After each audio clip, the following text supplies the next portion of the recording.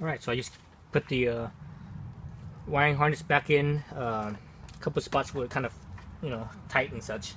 I guess that's just how it is, right? Down right here where it makes a tight U, that part was kind of tight.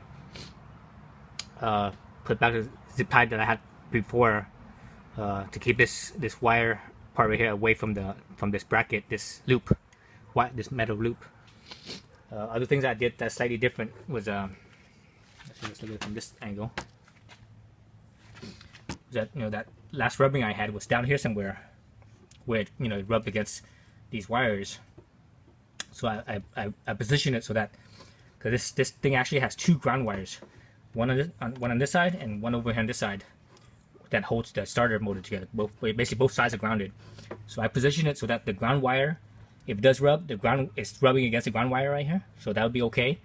So that's one ground wire, and the other ground wire is actually towards the bottom of basically touching the case, the engine case, down here on the bottom.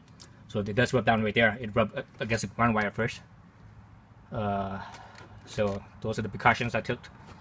So hopefully this will last me. I mean, the last one lasted me what, 50 something thousand miles, almost 60, right? Because I didn't start getting my problem until around 57,000 miles, I think, somewhere around there.